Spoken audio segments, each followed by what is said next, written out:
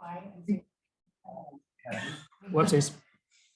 do solemnly swear Do solemnly swear that as counselor of the city of Cascade, Oregon, that as counselor of the city of Cascade, Oregon, I will uphold the constitutions of the United States I will uphold the Constitution of the United States and the state of Oregon, and the state of Oregon, and the city charter and ordinances, and the city charter and ordinances, and will faithfully execute and will faithfully execute the duties entrusted to me the duties entrusted to me by the electorate of the city of Cascade Locks. by the electorate of the city of Cascade. Oregon.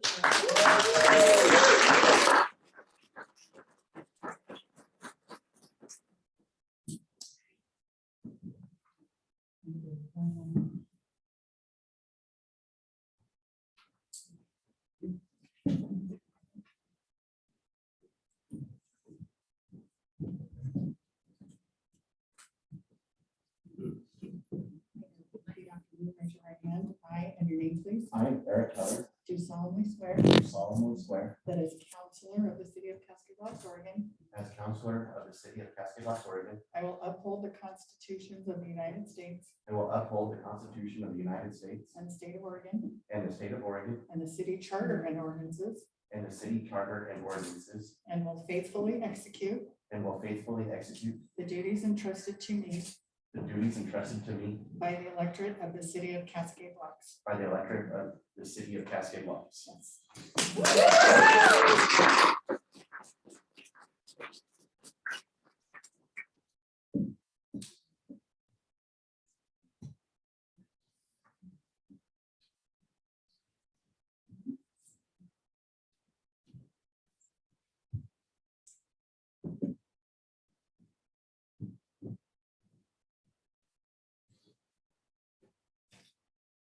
your right hand. I state your name, please.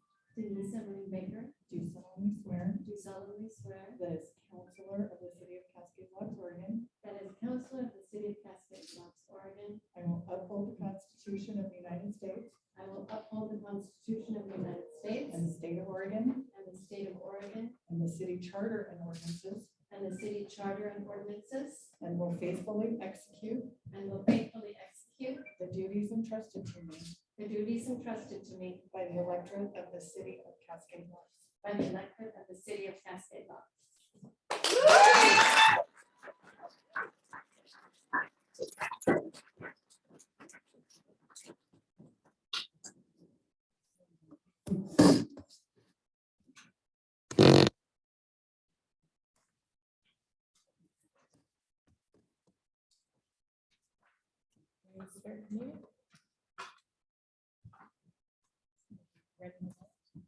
Yep.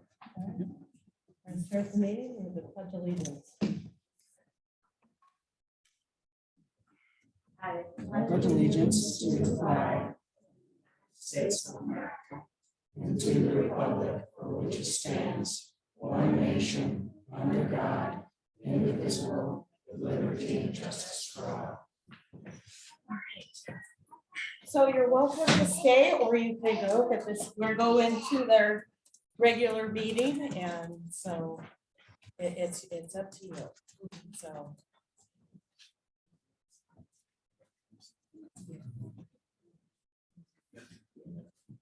We do a roll call.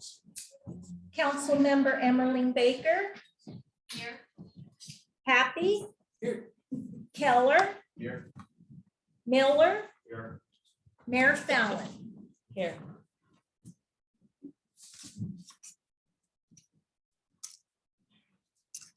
So, any additions or amendments to the agenda? Because of our technical difficulties, the only mic is actually on this computer, so please make sure you speak up. Thank you for coming. Thank you. Thank you. Okay. So move to adoption of the consent agenda. Consent agenda.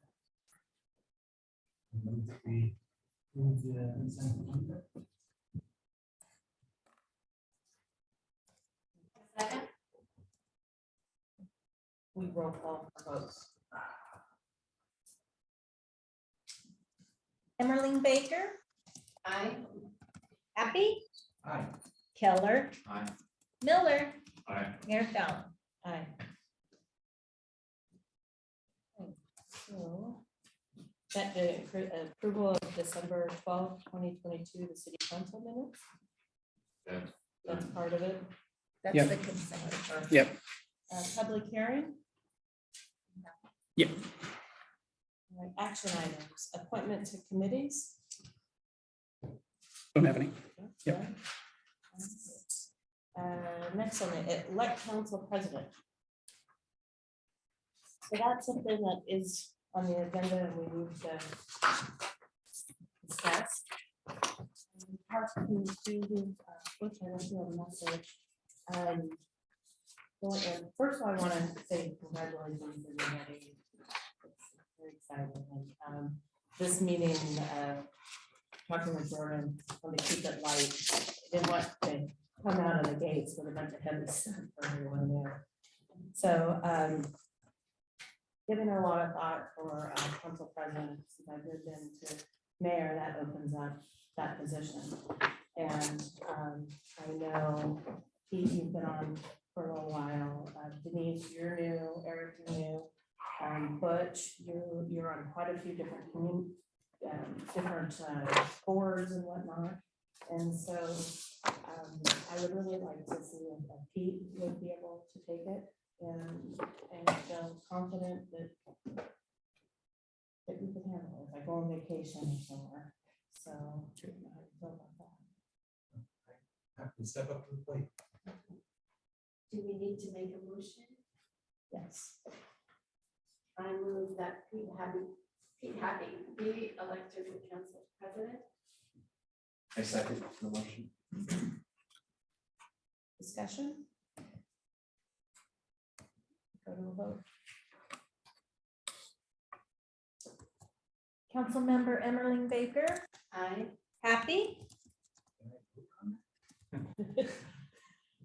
That'd be a conflict of interest.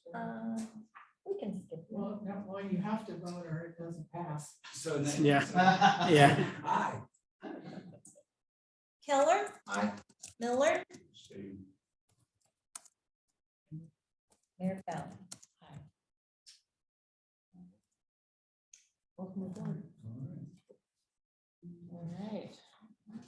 I'm sorry, that did not pass. Good. That did not pass. It did not One, pass. 2, 3, 4. Oh, but you have 4. Yeah, there's four. Yes. No, it passed. Yeah. Okay. Like, hang on. All right, next up, approve method of recruitment and filling vacant council positions. Discussion? Yeah, we can discuss. Yeah. So yeah, the charter states you guys decide how you want. There is really no rhyme or reason, however you decide to do it in this meeting. I know in the past, there was public comment about advertising and doing interviews. So just a little background on that. So. Similar to what we did before when Pete came on, we had sent out an advertisement where there are 2 open positions and they're both 2-year.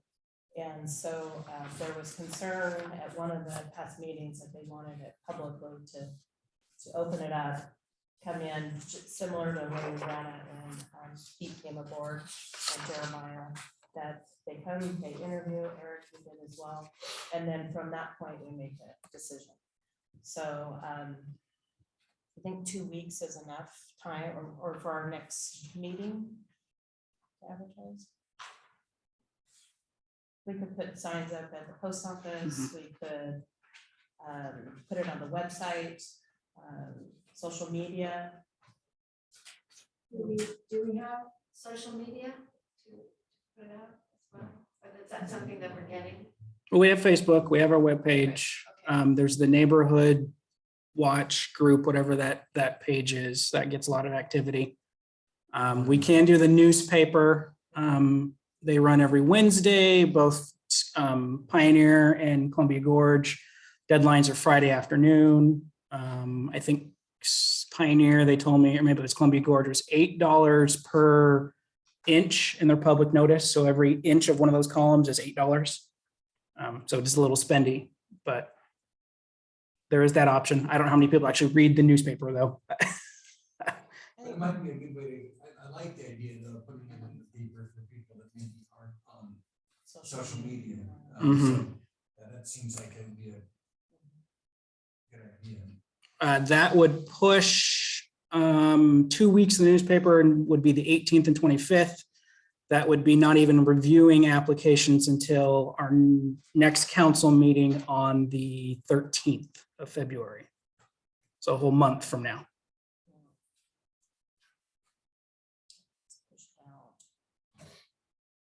You said that there's places we can post notice though in the public place. Oh, yeah, yeah, we can do, yeah, like post office, we can do the social media, yeah, we, here, obviously, we'll put it, we can, newsletter probably doesn't line up right, but. When would it go in the paper then? So the deadline for this week's already passed, so the deadline would be the 13th, would be going in the paper on the 18th and 25th.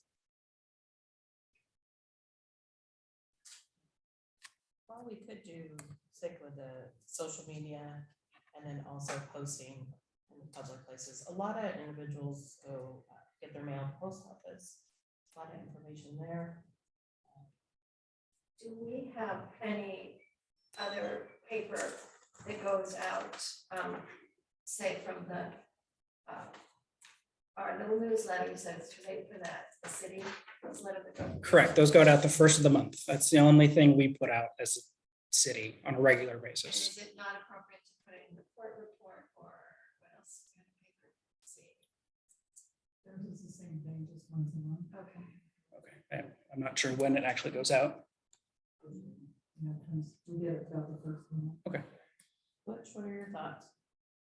Well, this board or council isn't held to it, but last council, when we were discussing this, because we knew these up.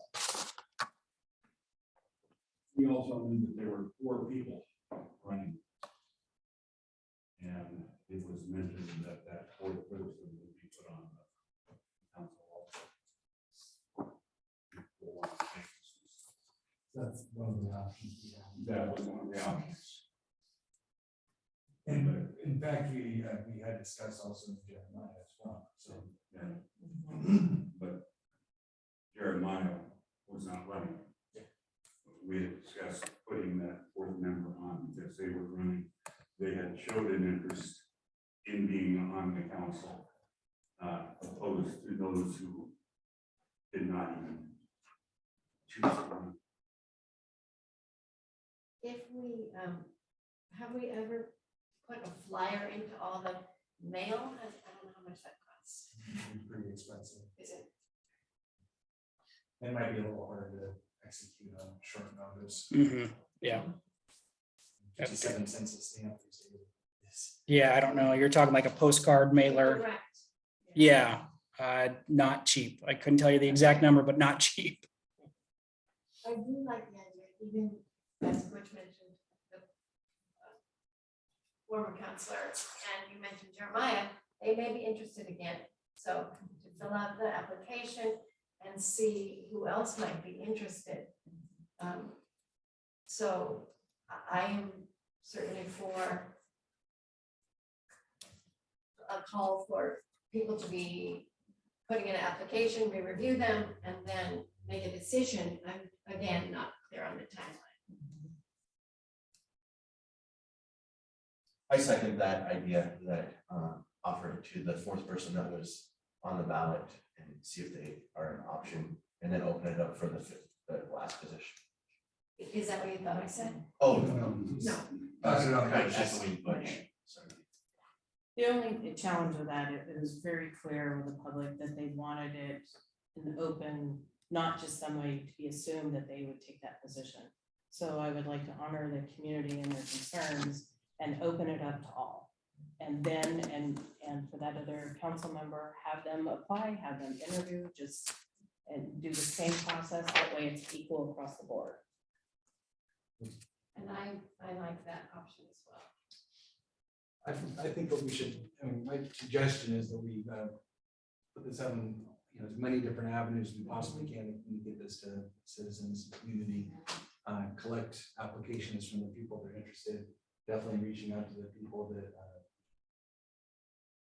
might be interested, like the fourth person on hand, Jeremiah. See what kind of applications and interest we have at the next city council meeting. And then invite them to come in and interview, same process at the next city council meeting. And then we can make a decision, and we're down being two, that's quite a bit.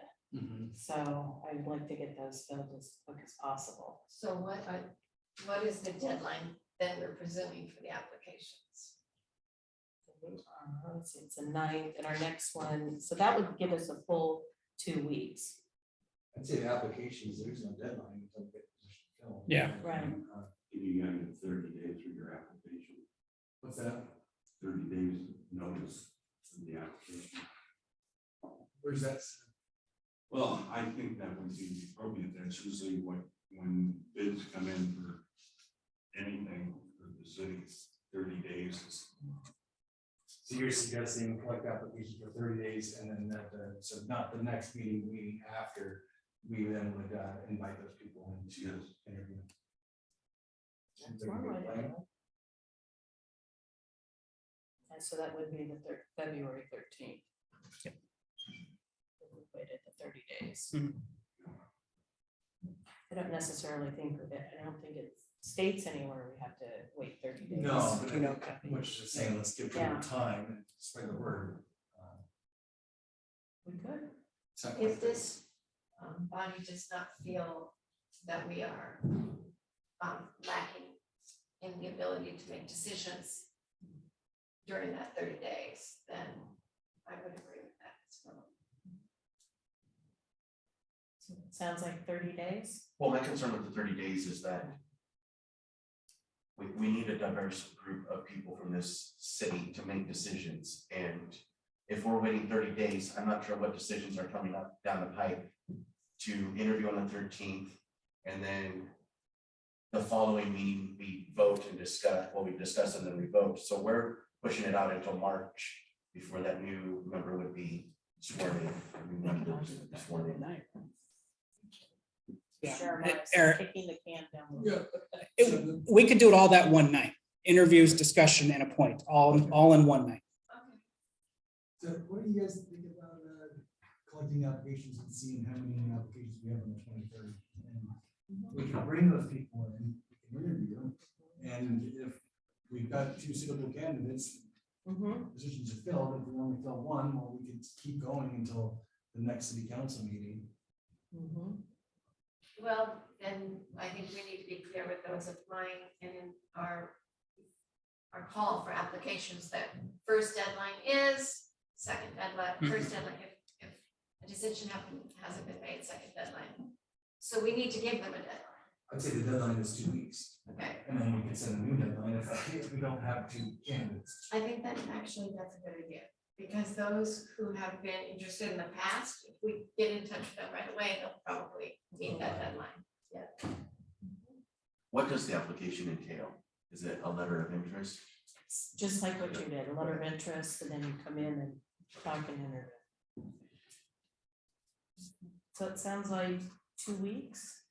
So We need to make a motion. And, So just to clarify, first deadline, 5 PM, the night of the 23rd, right before council, unless you guys wanted time to review it before the meeting. I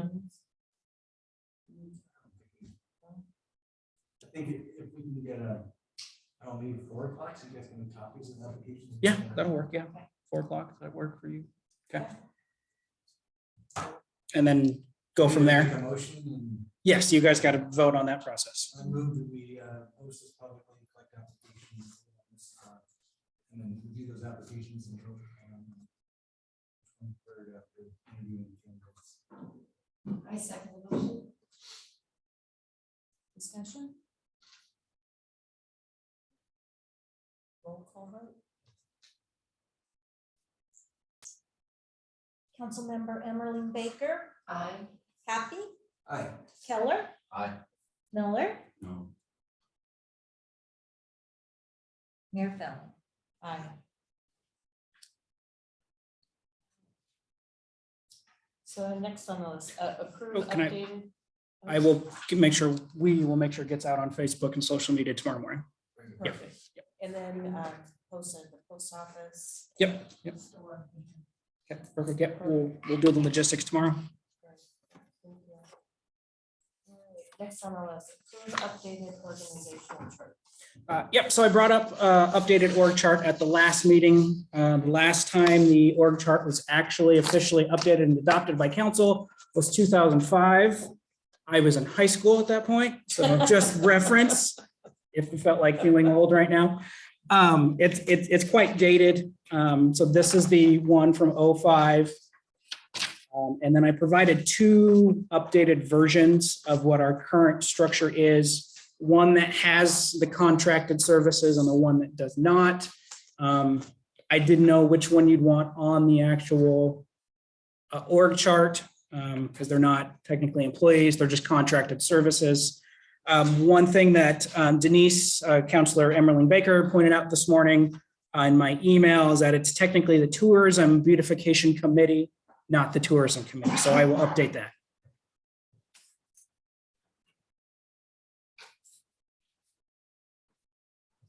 Discussion.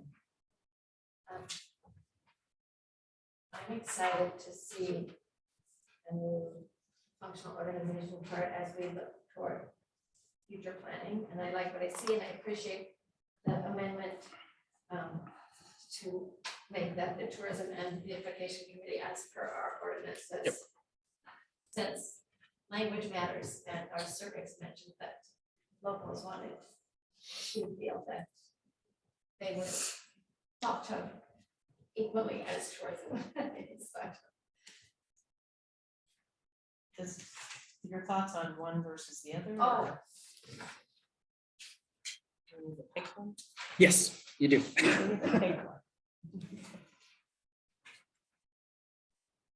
And so the contracted services are not city employees. Correct. Yes. And I feel like the organization chart should be for city staff.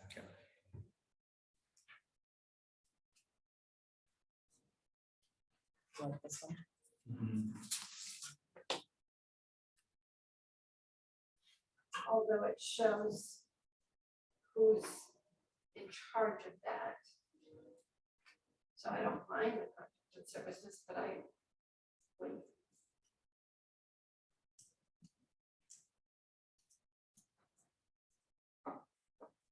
So I have a question, Jordan, on Mhm. contracted services on that one. I know you're over all of these, but is contracted services, then they're under contracted services? Yeah, it's just a kind of a subgrouping I did, just so that, yeah, you guys, whoever looked at knew that was contracted services, yeah.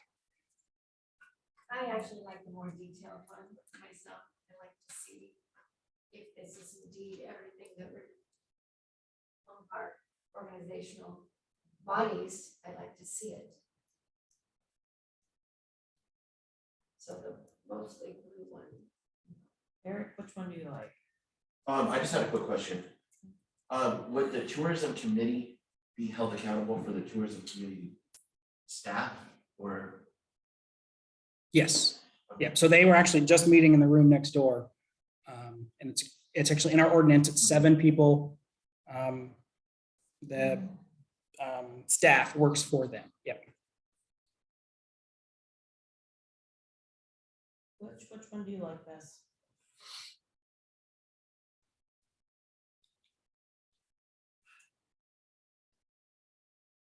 I'm just kind of wondering, we have the city administrator online with the planning commission, tourism committee, and joint work group.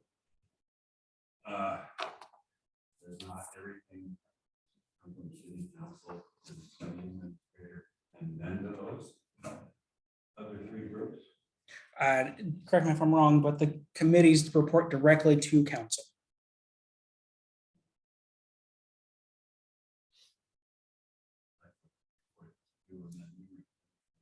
I mean, we can do it that way, but in the charter, they report directly to council. They're supposed to. Yeah. Yeah, so yes, supposed I to. look forward to that happening this Yeah. year. I think it'll give council more information, be more engaged. first one was. Without the contract. The first one in here.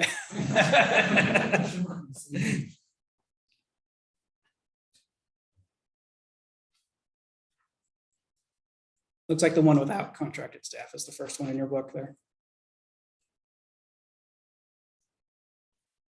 The one more detailed or the one not as detailed?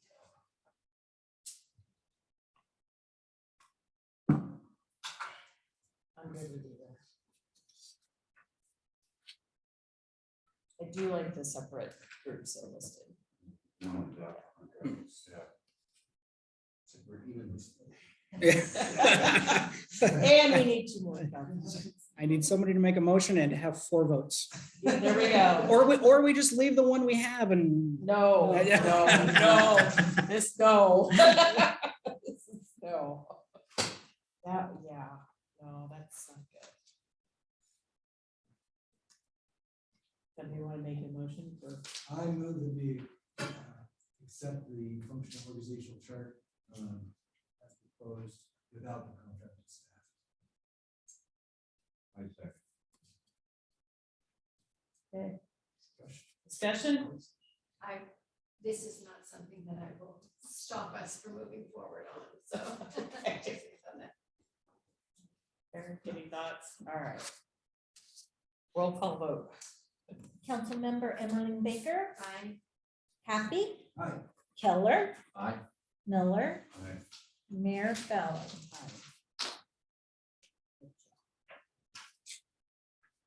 Okay.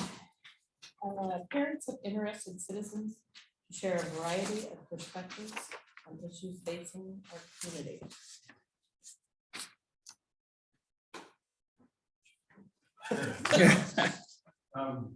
Nice to meet you all. Congrats on the way. Everybody can see you. You want to state your, Online. state your name? Oh, my name's Clayton. I live in Fox. Yeah, so I just wanted to say congrats to everybody that got seated and to Brenda. Thanks for her service and everything. And I just wanted to kind of the thing that I've been here at council for has been the HOA situation. I think it was all we know, except for maybe Eric, someone I haven't really seen at that. And so I just kind of wanted to bring up that we've basically, we've been told that we need to create an HOA, and that was an initial letter that we had received, and we're kind of on a standstill. From the last city administrator, in fact, had asked us to not make any progress on that, and then they give us an extension. So just want to kind of let you guys know of what our concern is. And so I think at the last meeting you had discussed that there was unofficially, not official, but there's a talkings of moving those 2 common properties into the other phase, right? And so that's, I think, a solution that I think everybody's kind of really hopeful for. And so just wanted to let you guys know that that's kind of how we were doing things. And I think under city administrator Zimmerman, they had talked about combining the 2 HOAs. And that's pretty clear in the CCNRs that was never the idea. I don't know how I got off track to do that in the first place, but if we ever start shifting gears towards combining the 2 plats instead of the 2 common properties into the other phase, I think the homeowners would really like the heads up and to know what's going on, so we can consider what our options are and what we need to do. But as of this time, I think we're just happy to comply and let those progress turn. So especially let those of you who aren't aware of the discussions that we've had in the past, just to fill you in and say welcome and thanks. All right, Thanks for your service. thank you. Any others?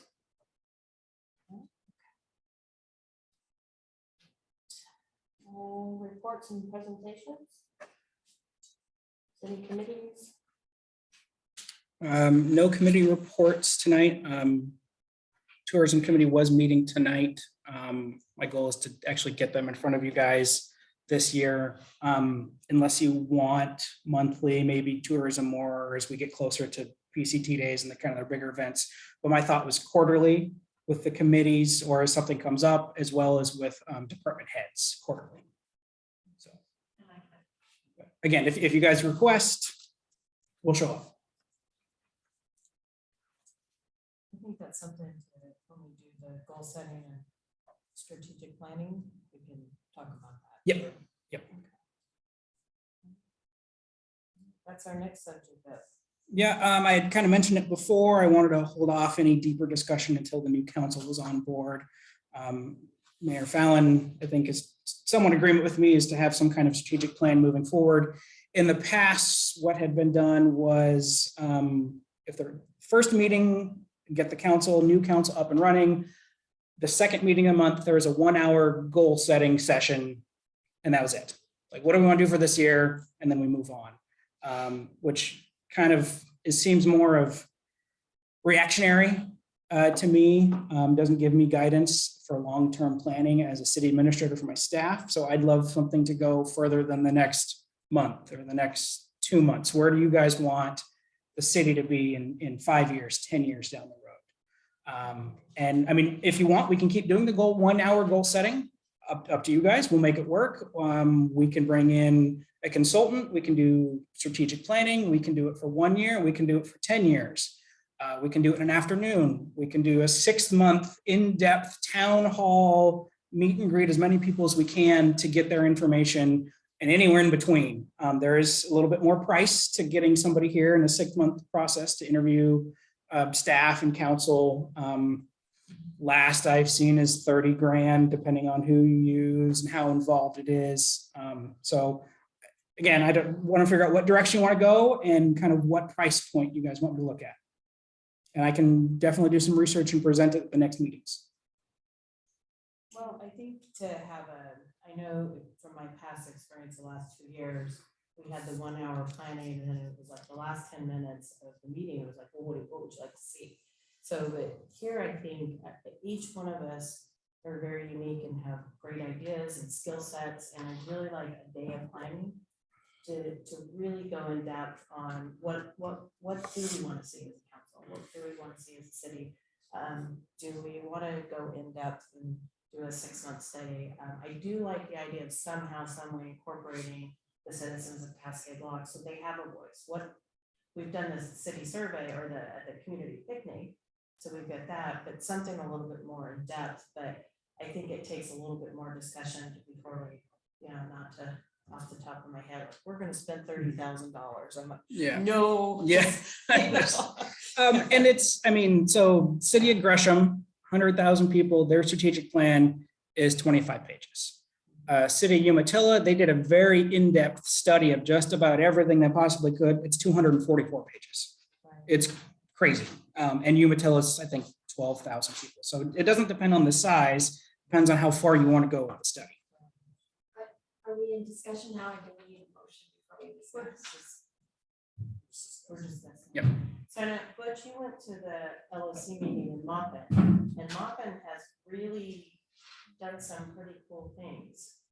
Yes, and Maupin had a visioning process to invite the community to give their input on where they wanted to see the community go.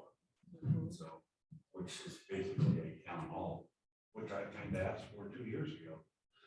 As a new commissioner and bringing in new people, is that we have a town hall, have it down in the pavilion, something like that, invite everybody in and let everybody tell us exactly where they want to see the city 10, 15 years from now. I like that idea. We have some data, whether it's fabulous data or not, and we have our very old strategic plan, which is 43 pages, but actually, if you look at it, there's a lot of interesting things that are still applicable. But it is almost 40 years old, it looks like. So looking at that and sharing, I like the idea of the town hall and in our council procedure 3.4, a workshop or training meeting for new council retreats. I would love to see maybe after this town hall that we have we take this data, we all in earnest look at the old strategic plan, and indeed the port's strategic plan, because we are one big community.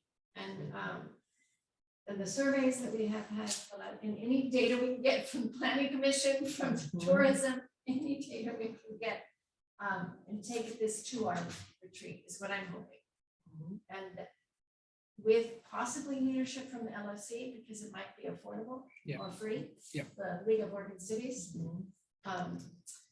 And then, I trust the knowledge that Butch has from attending so many meetings as well. And as I'm not sure the title, the economic development position with the port, I know Butch brings in meetings and information as well. So that's my idea. I love that Butch says, okay, let's do a town hall, get some current community with telling them that we're gonna revamp our strategic planning and our goals for the year. And maybe we let the committees know that as well, so that they can get us their reports and goals quickly. As well. So have a town hall first, then our strategic planning meeting. And then once we have that plan and all the information, we can get it in the plan, but then we need to have steps like how we're gonna move forward. That's one thing I noticed in the reading the last plan. Was it 2000? Was it 2001. Yeah, it was quite a while. There's a lot of great things in there, but we can say we want X, Y, and Z, but then we got to figure out as a council, how are we going to move that forward? Very similar, Maupin, they've done a lot of really cool things. So a lot of cities have, but highly recommend LOC. So sounds like town hall meeting first. I would suggest with the town hall meeting of having agenda of various like economic growth, tourism growth. I mean, I guess they're in the same category, but having like a designated time to discuss, I don't know, 4 or 5 different topics. And so that we have an idea of where to head with, and then, I don't know, an electronic survey for those that couldn't get to the meeting. That can. Where I think it's where having a consultant come in and actually help organize and run that town hall and the retreat. So that's clean set of a third party coming and looking at it. I mean, a couple $1,000, I can get some prices, but I just think having that person who's done this before and knows what questions to ask and how to structure it would help. I definitely feel like plans, planning helps save money in the long run. You know, Yes. And so having somebody to help us put together an effective plan, while there might be some upfront costs, may actually be some cost savings in the future. And save us all time. So when we're having our 3-hour meetings, we can refer back, is this conversation relevant to our plan? So. Right. And where in our budget is that $2,000? I'd have to look. I know there's still plenty left, or about 6,000 left in the community fund. So possibly that, but I'll see where we can pull it from. And maybe the LOC would. Yeah. They could do at no charge. Yeah, we LOC, I know, and the time frame might not work out, but I know like U of O, PSU have grad students do these kind of projects. So free is good, yes. And it helps somebody's resume, so you know. So I'll do some research on that.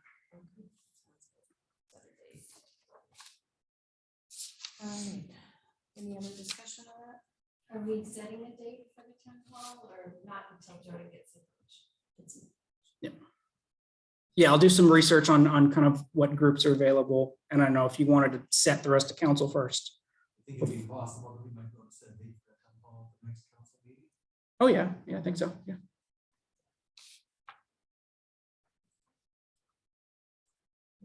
City Administrator Bennett.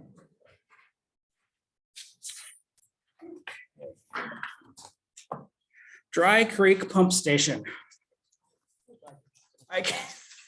Hopefully next meeting is the last one I have to talk about. The cover for it is supposed to ship next week. Depending on how difficult the electrical install is, it should be in, tested, and operational by the next council. So hopefully. And I think Butch may have brought it up before, the speed limit setting, where normally the state sets the speed limit policy. We as a city can now, we have to enter into program. It's kind of a couple hoops you have to jump through, but we as a city can set it. So I'm going to start working on getting into that. Myself, Mayor Cramblett, and at the time Mayor-elect Fallon and Fire Chief Logan, still here, met with the port on Friday to talk about the data center and just kind of a few points I wanted to highlight. One of the larger concerns, at least I had, was how it was really cooled and if there'd be steam stacks. It's refrigerant cooled, so it's all internal. There'll be no external anything blocking the views. First step will be Flex 6 and then over to 15 acres east of Industrial Way. They are willing to help with a housing needs assessment. They said $16,000 to $18,000. They do know housing's an issue. They said most likely it'd be a tier 3 facility, which will be the highest level 1, doing bank data and all that stuff. It's got extra security and all that jazz. They say the noise will be a minimal. Kathy, they didn't actually say a decibel level, did they? They did not. And then one thing I thought of also is that they didn't talk, I've been doing research on this. The data centers actually have large generators as backups. And so these large generators, you have to run them every so often and recharge them. And so from what I can tell on researching on the internet, that's a problem. That's a sound problem. So neighbors from miles away were complaining about when they would run their generators. Gotcha. So That it's area just, is zoned heavy industrial. Is that right? Yes. But it looks like the 15 acres that they want to move into is zoned light industrial. Don't remember off the top of my head, but it's where the disc golf is. Yeah. And I imagine there's restrictions on zoning on how much Yes. noise pollution. and everything. Yeah. and this was, it was an informational meeting. There were no decisions made. It was Yep. just, and I encourage Stephen King. He's the gentleman who's, what is it, Roundhouse? Roundhouse, yeah. Roundhouse. Him and Jesse and Mark Johnson, they supplied some information. So Kathy's got that, she's got copies, so everyone will get a copy of what Jordan and I received. And I think it needs to be presented to council. That's what I said. I told Mr. K, I said, it's not about us. I said, it's a whole city. And I would like him to come and present to the whole council. So that you'll have an opportunity to ask lots of questions. So there's a lot that goes into it. And John, he was great, had a lot of great questions. I mean, it's okay, you have coolant, but what kind of coolant? What is that? So he's supposed to be emailing that back to us. Yep. what Yeah. kind of Him and I coolant. have a call set up. And then add on there like their generators too, like how many generators, how often do those charge and whatnot. And then, and it's really about the enterprise zone. They want to be able to utilize that for 15 years or, Yes. yeah, 15 years. So it's more about, it's not just the water usage, what they say they're not using that. And it's more about the steam or anything. There's so many little details, but I think if we can get him back to present. Oh, yeah. Yep. I and, think he will. Yeah. And then that way, you guys can ask all the questions. Quick question. Has the enterprise zone already been created and approved?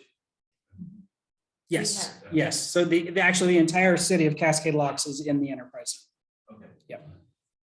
And then, and that's on the website? On our website. Yeah.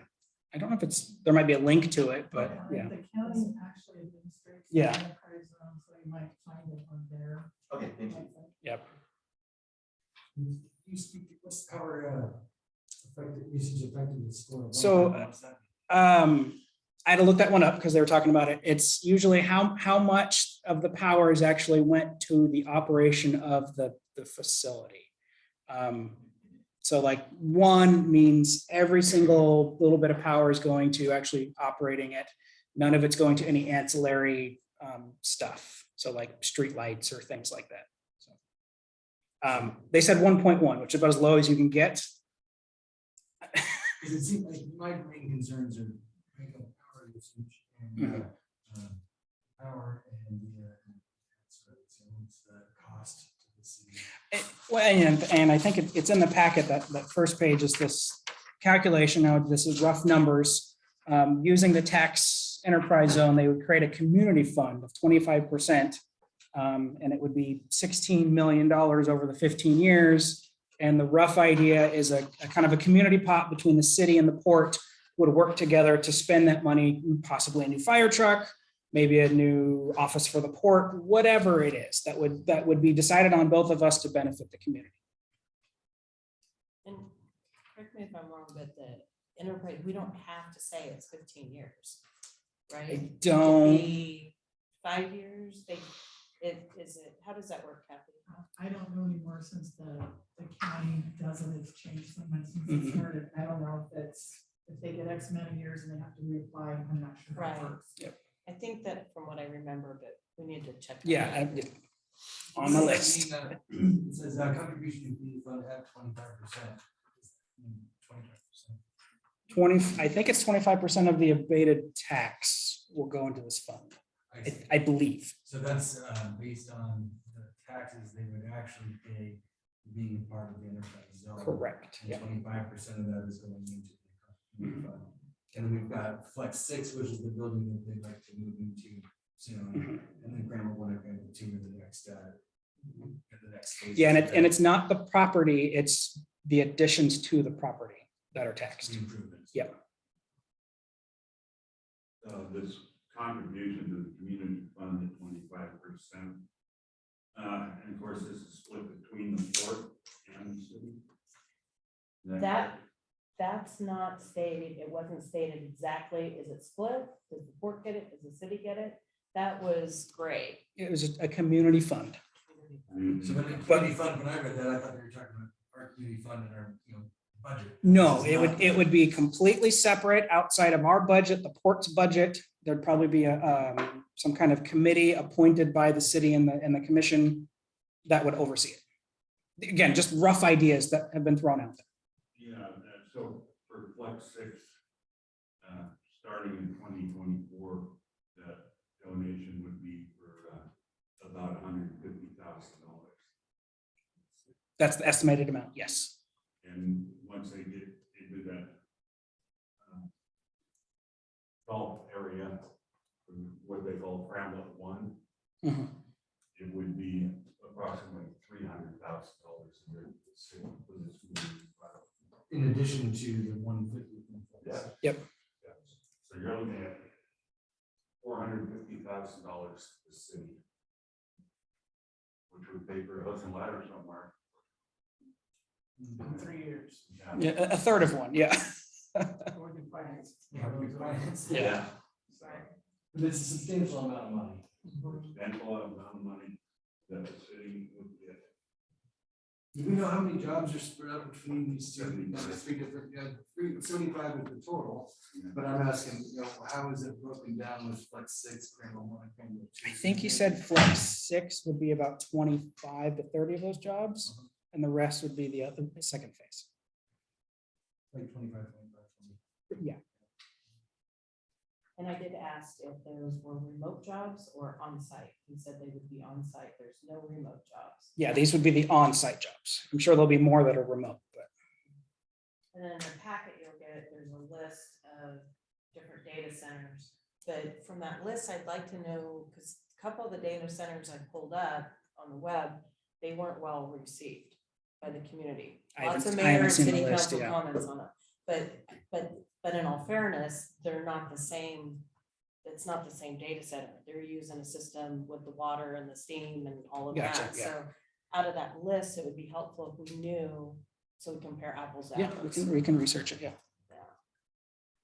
And then the other concern that we talked about, if they're going to, how much power they're going to use altogether, that's quite a bit, and that's going to bump us up in tiers. So in essence, the entire city could be, our power is going to go up.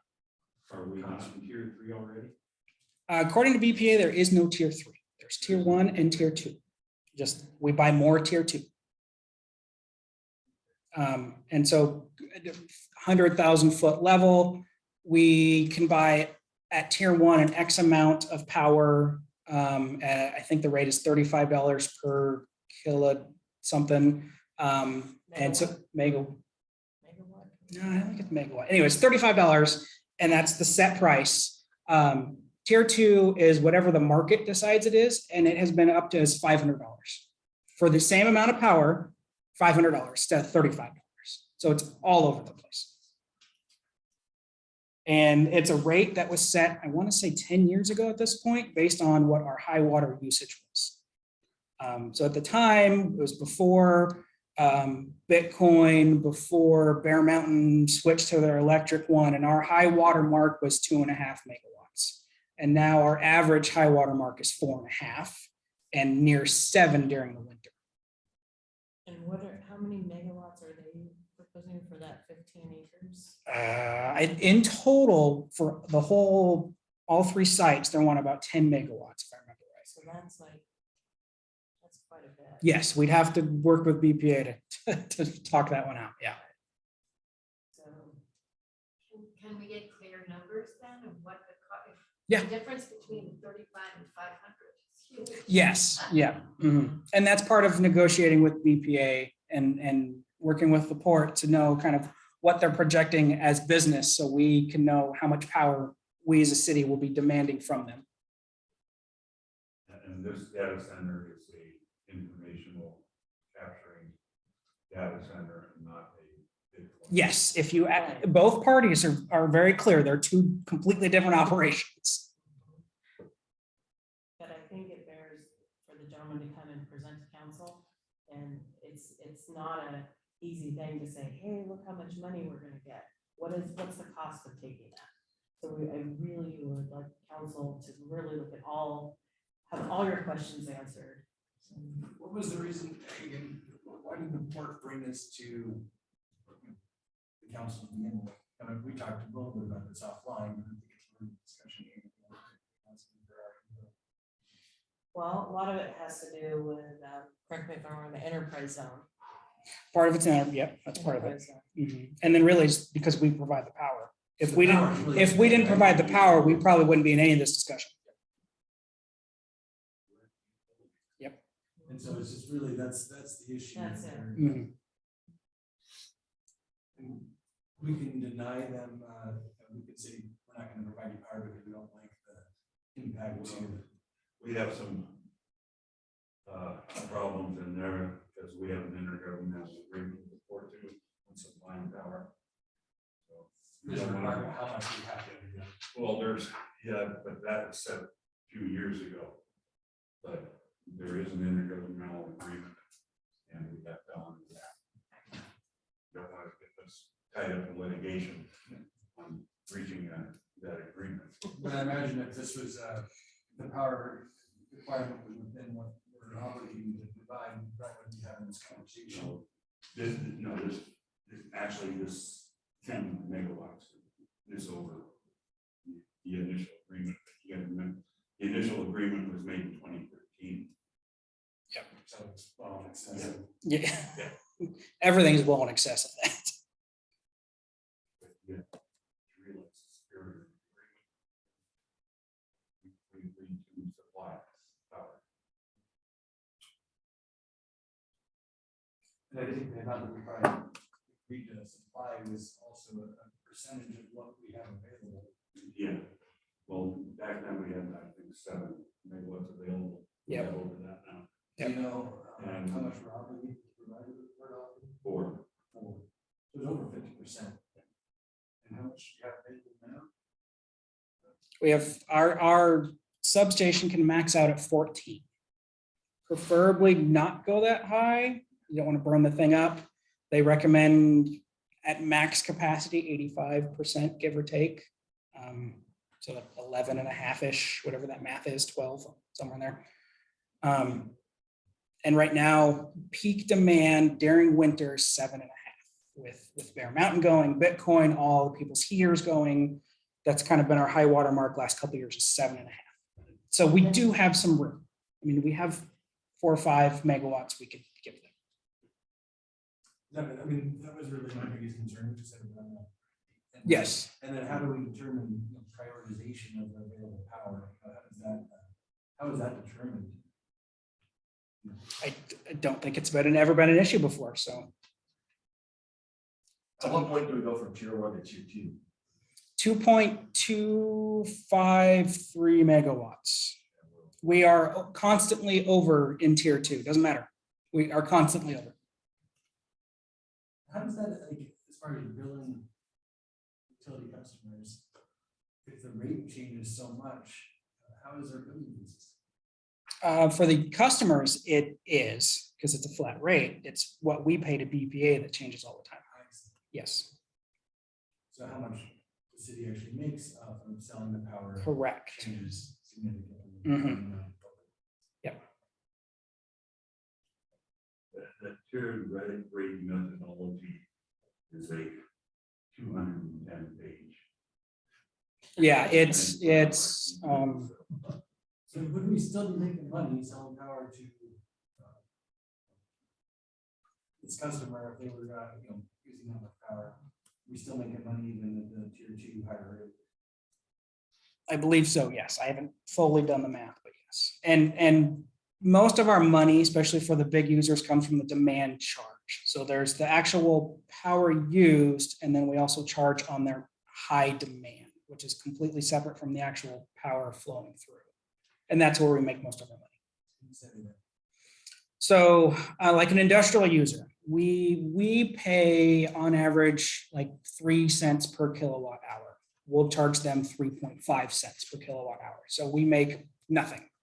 But in the middle of winter, their high demand is going to be, let's say, 7, which is separate from the actual power flowing through, 7 megawatts. And we put a price on that demand. And that's just separate from any other actual fee we pay to BPA. That's revenue. That's how we actually make our money. And the rough math that I've done and Gordon has done is that for every megawatt sold to an industrial user, the city would make about $100,000 per megawatt per year, per megawatt per year. Yeah. So, Again, that depends on tier 2 market rate and all that stuff. So yeah. and did they talk about power requirements for Flex 6, Scramble 1, Scramble 2 specifically? I want to say Flex 6 was about 3.6 megawatts once it's fully up and running. And then Scramble 1 and 2 would about 6.5 push it up towards 10, if I remember right. We didn't talk too much about that on our meeting.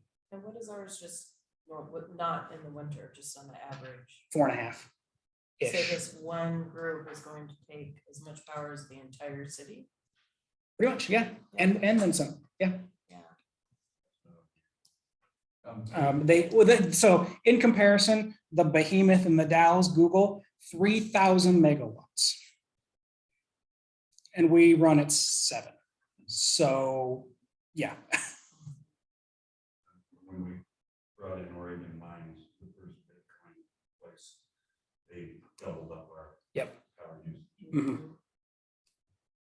I mean, another thing I think that's worthy of discussion is that building sitting there vacant is really costly to the port. And they're a Yes. strategic partner of ours, and we need to support them as well. I think that, as long as it's within the zoning requirements, and it's bringing us jobs and we can supply the power, I'm all for it. I think we need to get somebody in there. How large is that building, Jeremiah? Okay. 40,000 square feet. How much? 43,300. And the new one they would like to build is 80,000, Yeah. almost double the size. Yeah, I mean, I think, and then as my concern about the taxes, I think is been explained. I understand, I think they're gonna get a tax break, but it's still gonna bring revenue to the city. Can we see if he can present to council? Yeah. I said I have a call with him this week. So yeah.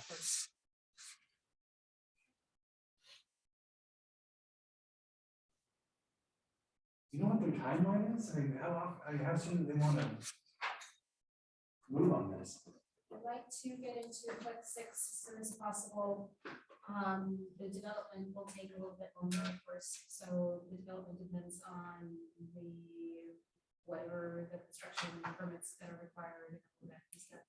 Certainly want to get on as soon as possible. I think their ultimate high demand for the ultimate capacity power isn't even going to be available until the EDA project is completed. So it certainly will drive that joy and timeline.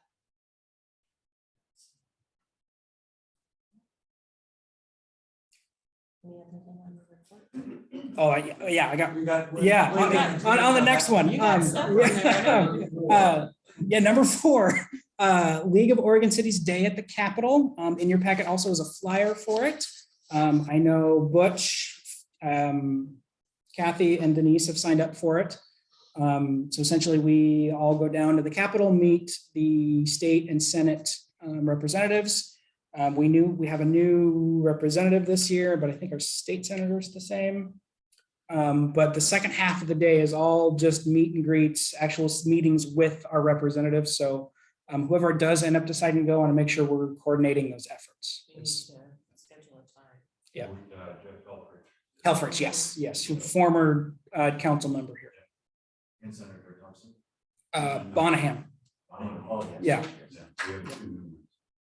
Oh, is he new? Okay, Oh, okay.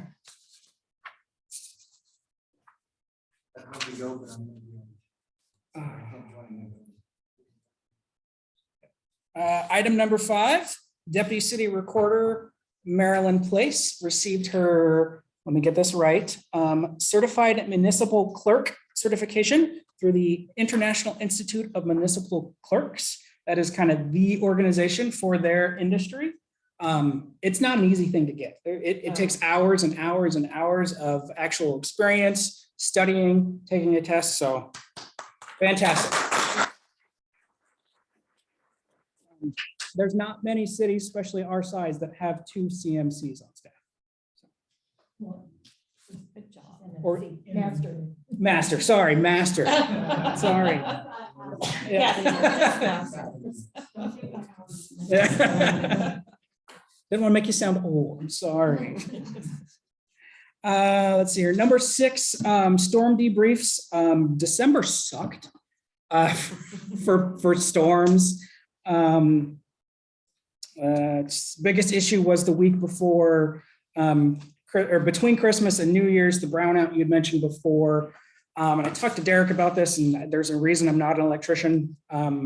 There's a 3-phase system, which is those 3 power lines that delivers all of that power. One of those fuses went out, and so it messes up the amount of power that actually goes out to houses. So like your TV runs on 110, your fridge runs on 220, and there wasn't enough power to run it, was causing issues. From my understanding, it was mainly hitting the businesses, not so much the homes.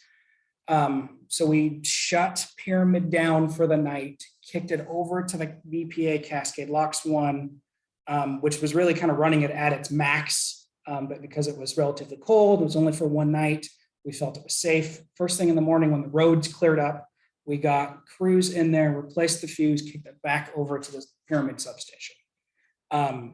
It's actually still a temporary fuse, and we're ordering the correct one. So it's in the works. But that got kind of a very high level explanation of what happened. There's also some issues with Wyeth out front. It's a very thin number 6 copper, one line that runs out to a handful of houses that breaks all the time. It's a very thin wire, but it's very easy to fix.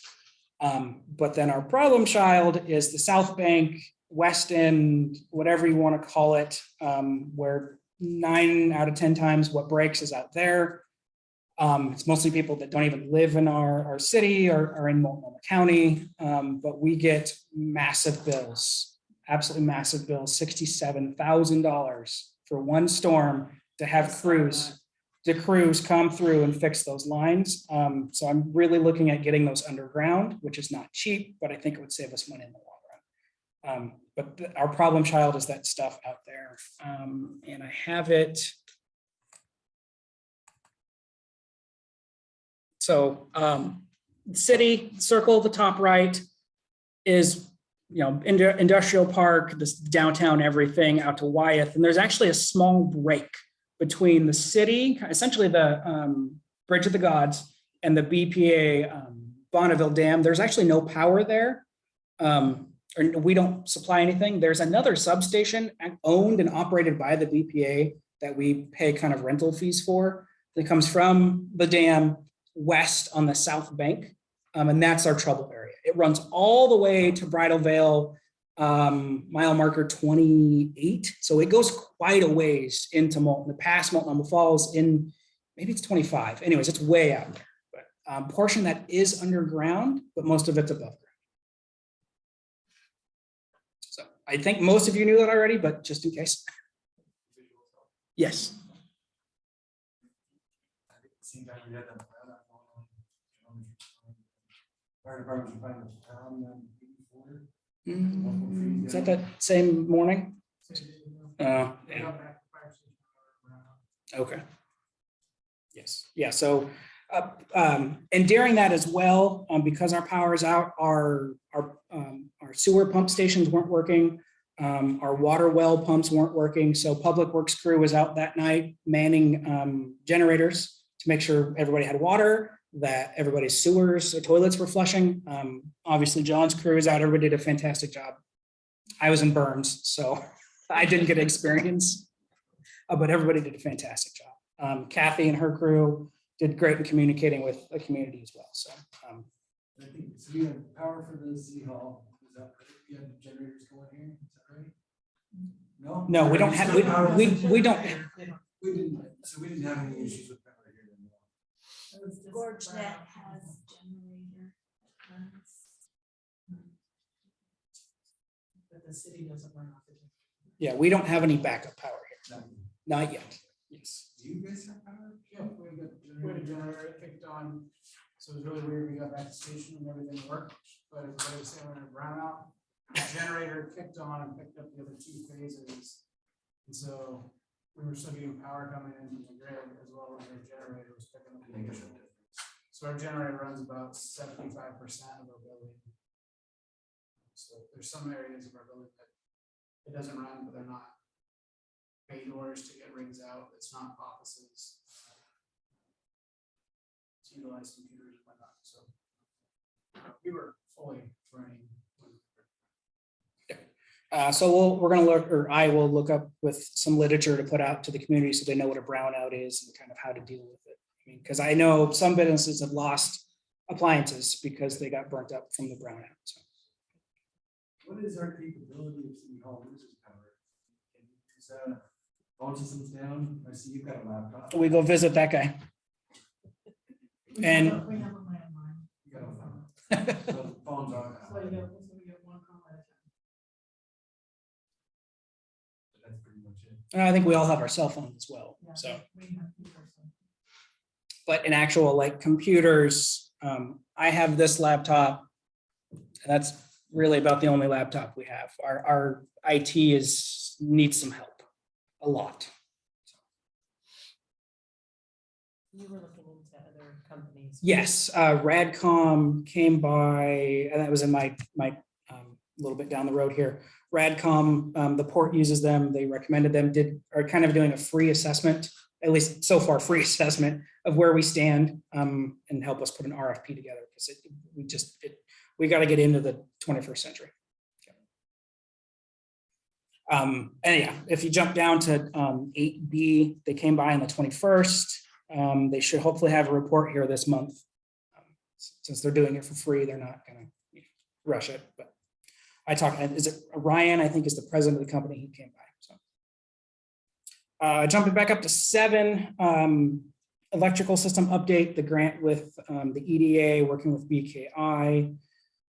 We had a kickoff meeting here on the 19th with the ports, just kind of make sure all of us were on the same page in terms of needs, because a lot of this, obviously, we're upgrading our system, but as per the conversation earlier, most of the power is going to end up going towards the port anyways. So I want to make sure we're on the same page as to what lines we're updating and where we're actually going to put them. So when they upgrade their portion, they know what they're working off of. BKI wanted a better understanding of what exactly we're looking for, because it was a very basic scope of work. Where we have essentially between the grant, our money, a little bit of money from the port, we have a little over $3 million we can spend it on. We could put all of that towards a substation, get as big as a substation as we can, and 60, 70 megawatts, or we can get a somewhat smaller one, update our lines, kind of where our priorities were with that. Kathy, were you at that meeting? Maybe Tom was, but anyways, kind of, and so BKI is going to present a couple different options. So Derek is looking at different substations. The original one was a 32 megawatt substation, but now I'm afraid that's too small and will be eaten up by 2 data centers, and we're back to square one again. So we're looking at all options. I am meeting with BPA tomorrow to start the actual acquisition process of the substations. Hopefully, we'll see. None of this moves quickly. Quick recap, went with Butch to the small cities meeting in Maupin on the 15th. Main focus was homelessness or houselessness, however you want to word that. And really consensus was that it's not really an issue for small cities. Would you agree with me, Butch? Right. That everybody thinks, Portland's dumping all their homeless on us, and it's really kind of the other way around because we just don't have any way to deal with it. So if we get a homeless person, we're probably going to kick them to Portland or Hood River, who will then kick them over to the Dalles. And so for us, it's not an issue. And it kind of went into, the discussion kind of morphed into more of kind of just services and how we can get them the services they need, not us really providing them. And then the discussion about, Main Street. Mosier's got a really good Main Street program, and kind of how we can really transform our Main Street into something more hit or miss than the one currently is. And then Butch and I volunteered to host the next meeting on June 15th. So they will be here. It says Friday, June 15th, but the 15th is actually a Thursday. So I'm not sure if it's the 15th or 16th, but it's in June. There's actually another meeting with. What? Yes. But that's in the Dallas, and that's hosted by a larger city. Yeah, the regional president or something's going to speak. Just on that topic of homelessness, however you want to say it. Yep. 5 years ago, we didn't have people camping. I would say that this may not be an issue for small cities right now. Yeah. It become an issue in the future. We can't just think that it's done. Well, agreed. Yeah, that was part of the discussion as well, that it's not, we're not overrun by tents and homeless people, but what do we do to make sure we're not? Yeah. Yeah, sorry. Yeah, thank you for. I had a chat with Mayor Mays of the Dalles during our lunch break. And I was asking him about the Oregon Mayor's Association request that they asked us, which we just didn't take any action on. And how. Letter of support. Yeah, and he told me that the state had already told them that there was some money for that. So we would have just wasted our people's time writing up that letter.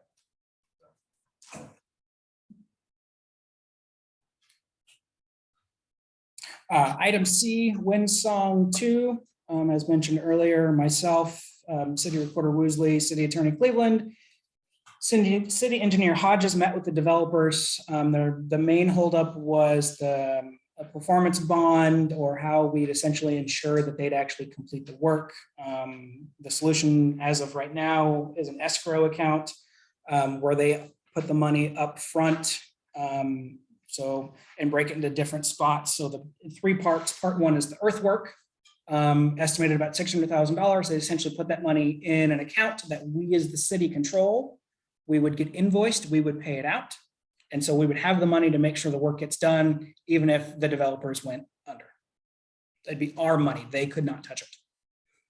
So it's broken into three phases: earthwork, utilities, and then streets. And then they would sell the houses and build from there. Actual timeline hasn't really been set yet, but those are the phases. Quick roundup of meetings coming up. I mentioned the BPA meeting on the 10th, acquisition. Planning Commission has their first meeting in a couple months on Thursday. I think there's really one item on the agenda the ports incubator station. And then another meeting with our BPA account executives. They talk more about the actual tier system and the rate of pay. Kathy, I think you're going to be at that one as well, some folks from the port, to make sure we're all on the same page on if we bring in a 10 megawatt data center, how is it going to affect our rates for both us and our residents? So that's on the 18th. I'll be out of meetings outside of Cascade Locks. West Columbia Gorge Chamber of Commerce is meeting on the 11th for kind of a breakfast thing. I'll hit that before I come out. I'm not sure how much it'll be worth. We are a member of that Chamber of Commerce. So I'll make an appearance and kind of see how it goes and go from there. We are a member of the West Gorge, which is based out of the Troutdale, the Skamania County one, which is based out of Stevenson, and Hood River, obviously in Hood River. I'm not really sure what any of those three actually bring to us, other than saying we are. There might be some political moves to it, but actual bringing people to our city, I'm not sure. This town's in a very weird hole, if you haven't figured that one out yet. It's very odd where it is. Again, I already mentioned day at the Capitol on the 25th. And then February 1st, the Northwest Requirements Utilities is having their quarterly board meeting. The city is also a member of 3 or 4 different public power associations, which work on behalf of their members, and this is one of them. So they have a meeting at the Sheridan at the airport on the 1st. Then a couple notable ones virtually, our Gorge Transit on the 1st, and then the recycling needs assessment on the 12th. So, and that's all I got. I think DEQ is running that one. Yeah. And then I have one other question about Winsong 2 developers. Yes. So you mentioned that it's broken down into 3 stages. The money that's going into that escrow fund, is it going to be deposited in stages, or will it all be deposited in lump sum, but into 3 different, Lump sum with the 3 different stages. So 600 for earthwork, we're going to get $600,000. Spend that money, finish phase 1, we'll get the money for phase 2. So what happens though if they bail before completing phase 2? So we're it's stuck so with a project that's only a third complete. Well, if we agree to it in stages, which we have agreed to, and we do the stage 1, we would have the money to complete stage 1. So if these guys went bankrupt, which is what happened with Winsong 1, if these guys go bankrupt, they leave, whatever, phase 1 of a project is done. So if someone came in and they could either pick up the stages, or they could say, I'm ready to finish it up, and then it'll be a new process with a new developer. But we would complete phase 1 if they drop out in the middle of stage 1. And at the end of this, all that really will be done is it'll be then ready for a builder to come in and actually build on those lots. correct. Yes. Roads are in, utilities are in. Right. Yep. And we're not out. So long as all 3 stages. Well, I mean, but even if all 3 stages weren't completed, we would still not have money. Yeah. Correct. Yeah. Which is one less stage the next developer would have to do. It's a little more enticing for somebody else to come do it. Yep. So that was the longest part of the meeting, sorry. That's okay. Yeah, that's great information. Yeah. No, that's great. That's good. All right, so this is the part of the meeting where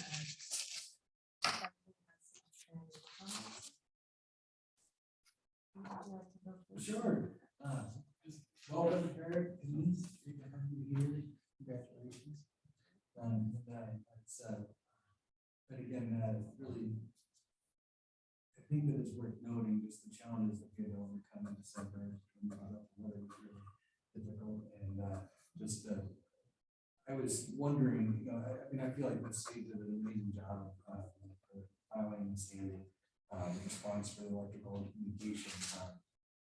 And I just wondered, how are we doing on the plow trucks and sand trucks? Do we have what we need to adequately meet the?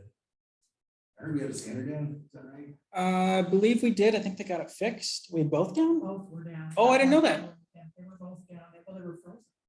Oh. And then, so they had somebody come, I mean, this is, you know, I'm trying to remember what they said, but somebody came in to help try to thaw out one of them. And then I think somebody in town helped, I think Junior Snyder actually helped Sam. Just planning. Oh, Because we yeah, got so far behind because ours quit working. yeah, you And I had, think the port jumped in and helped out Yeah. too, maybe? too? I know that at one point in time, the port came over to the fire station and sanded up the fire station. And then Dennis Snyder, came to plow it once, because the horse was pretty far behind. And we needed to get out, so, Dennis. I called Dennis. That's right, yep. That's right. Do we have a place you can park those Sanders inside or no? I They don't get know sanded if they were, down? I don't know if they were. It's sounded the state, their shop is not heated downstairs. So was the Sanders were left full and they froze? I don't know. I have no get- experience with that. so. Yeah. I will find out. But yeah, I used to do a lot of plowing and sanding and those with John. That's That was right. one of our SOPs was those sanders were always empty. They were never left full, but we were also 7 minutes away from a place where we could fill them up. But finding a place to where they could park inside with sand in them was a game changer for us. Awesome.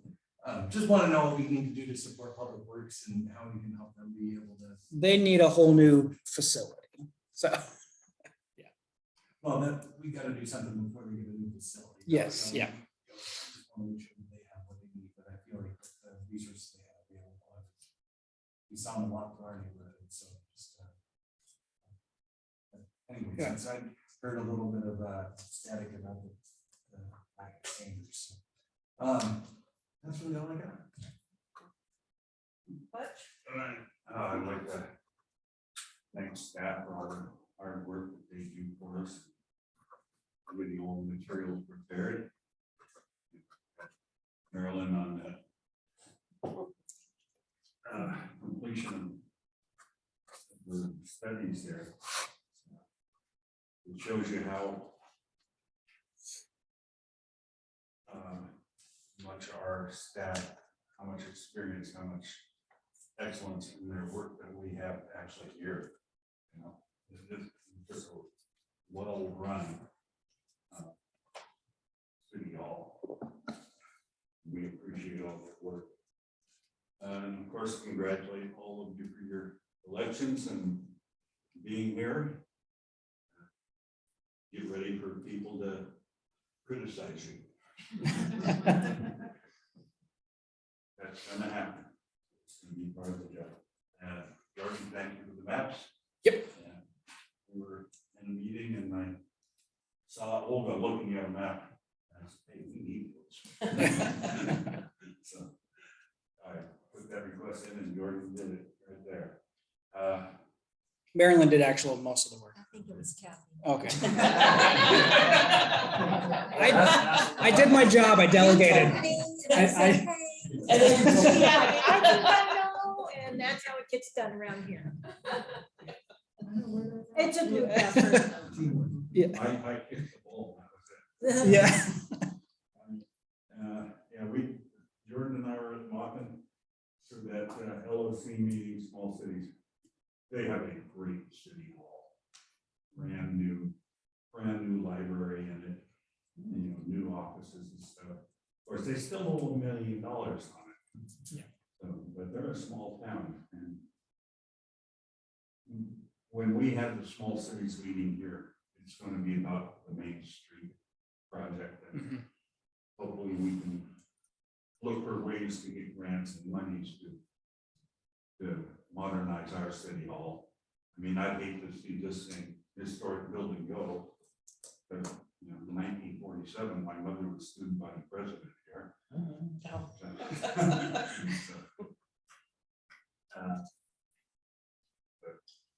And then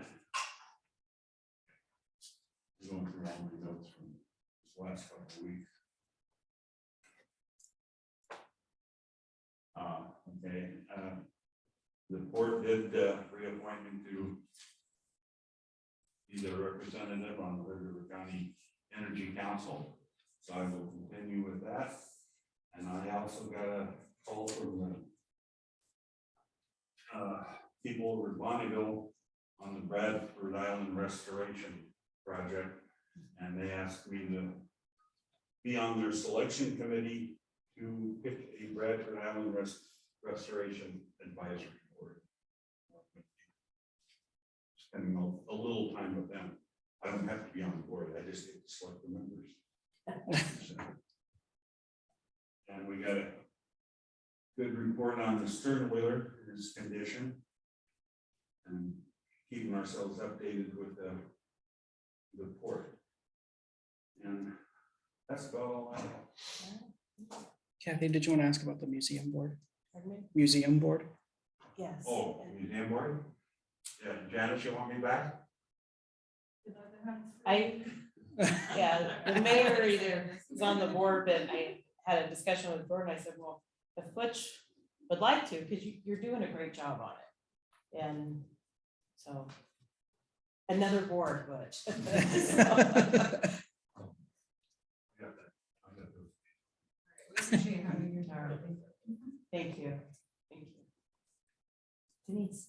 I want to thank all of the city staff for getting everything ready for us and answering questions, and all of you, welcome, and I'm excited to be here and serve. I'm excited to move forward with this strategic plan, town hall, hearing from the city, so that even if it's not all the data we want, we begin with that data. We have to work from the data. What does the community want? And that includes looking at what the port's plans and what they have collected, planning commission. We need to hear what everybody has already said, so that when we're making decisions, they're based on this plan. I'm going to point out again, thank you to the port staff and the city for saving us in December. It was a joint effort. Even the school bus, I know the teams were together saving the school bus. So that is really wonderful. It makes me so proud of this town, and I appreciate that. And that Dennis Snyder would pop in to help when needed. So I just love that about our town. I want to recognize people and honor them. Excited about the Main Street Butch, and hoping that our downtown business association may bubble up again. I'm understanding there once was one here that can help with some of that work. And as we're working together, so many ideas, these committees or associations might help do some of the work that we want to see get done.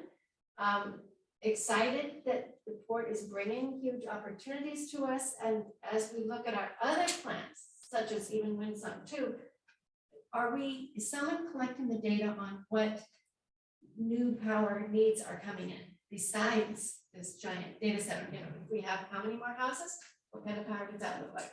If we want to avoid brownouts, what does that look like? If we want to have our Sanders in a heated building, what power? We have to look at our strategic plan and make sure we're planning for power for more than one big project as well. I want us to remember that, you know. So that's part of our data collection. And again, just thank you. I'm happy to be here. It's an incredible honor to be here, and thankful to the citizens of Cascade Lodge to allow me to join.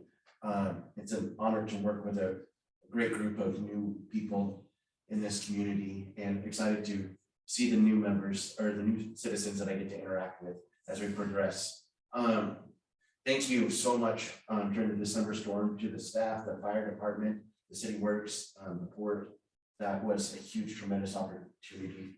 And like, as you said, it's a reflection of the community that we live in.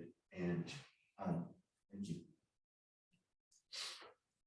All right, gosh, first, thank you to the city. Kathy, you did an amazing job communicating. I was getting flooded with calls during the storm. Like, we're gonna be without power for days. I'm like, wait a minute, Kathy just posted. So, and then, so it worked out wonderful. And you said, Alan, was it that was? Alan Fox is the one that was communicating with me, so had it not been for that, we could not have got it out. Yep. Right. And then Kathy also said, like, it doesn't matter when you text me. So I really, really appreciate that. I just felt like this storm, it was scary and everything, but so much information coming through alleviated a lot of stress for the community. John, fantastic. That was a tough call that you did in the tunnel with the fatality, and so my heart goes out to that family, but that's a tough thing to go have your team go through that. So, but you handled it really, really well. I want to thank citizens of Cascade Locks for my nomination. I'm really excited to continue to work with everyone, and congratulations to all the new elects. It's gonna be good. It's gonna be exciting. We have lots of things coming up, lots of good ideas, and I'm glad that we're moving forward with town halls, asking for input from the citizens, coming up with a plan, how the plan is going to move forward. So lots of good changes. Jordan, you were amazing. I know we had a meeting before the storm hit, and I'm like, look, this is what's going to happen. And anyway, he was amazing. He was proactive, called and said, hey, I have a team set up. They're on call if we need them. And it was such a big peace of mind. And I was able to communicate that to several people as well. They're like, we're not ready. I'm like, we got a team, you know, so thank you very much. And then also, thank you for you and Butch going over to Maupin, and a lot of good information come out of that. So I just want to thank everybody, and I'm excited to be here, and we're gonna move forward. Happy 2023. And that's it. All right, we need No executive session, so we're good. no executive sessions. So a motion to adjourn, I motion to adjourn. I second. roll call vote. Councilmember Emily Baker, Aye. Happy, Hi. Keller. Aye. Miller. Aye. Mayor Fallon. Aye. And we're adjourned. Thank you very much for coming. Thank you, everybody. Okay, here we go, Marilyn. And